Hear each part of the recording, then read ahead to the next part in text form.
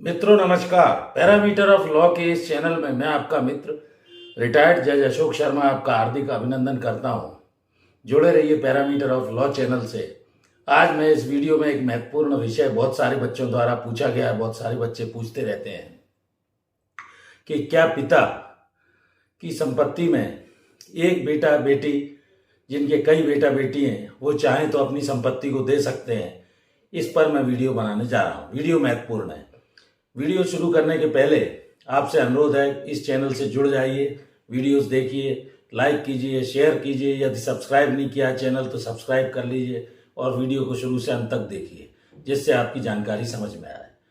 निश्चित तौर पर दो तरह की संपत्ति होती है, यह आपको जानना चाहिए। एक होती है एंसेस्ट्रल प्रॉपर्टी, जिसे दादुलाती संपत्ति या पैतृक संपत्ति कहा जाता है, जो 3 पीढ़ी आपके पिता, उनके पिता और उनके पीढ़ी पिता आदि से चली आ रही है, वो एंसेस्ट्रल प्रॉपर्टी कहलाती है। उस एंसेस्ट्रल प्रॉपर्टी में आपका हक हो सकता है, क्योंकि आपके चाचा हैं, ताऊ हैं, पिता हैं। तो जो दादुलाती प्रॉपर्टी है, उसमें आप अपने हिस्से के अनुसार बंटवारे द्वारा भी उसे प्राप्त कर सकते हैं, क्योंकि वो 3 पीढ़ी से चली आ रही है। वो एंसेस्ट्रल प्रॉपर्टी है, दादुलाती प्रॉपर्टी कहलाती है।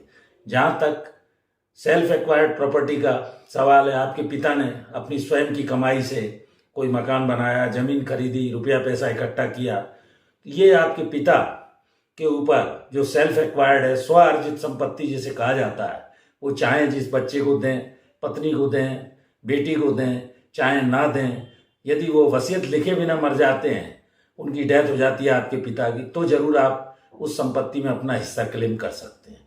बाकी उनके जिंदे रहते, जीते जी उनकी इच्छा है कि वो पत्नी को दें, बच्चे को दें, एक बेटे को दें, 2 को दें, नहीं दें, जो भी करना है, गिफ्ट करें, वसीयत करें, किसी को दें, नहीं दें, जिस पर प्राकृतिक स्नेह है, प्रेम है। क्योंकि कई बार बच्चे उनका कहना नहीं मानते हैं, माँ बाप की बात को नहीं सुनते हैं, लव मैरिज कर लेते हैं, उनकी खिलाफत में जाते हैं। तो ये पिता की इच्छा है कि वह स्व अर्जित संपत्ति को जिसे चाहे दे।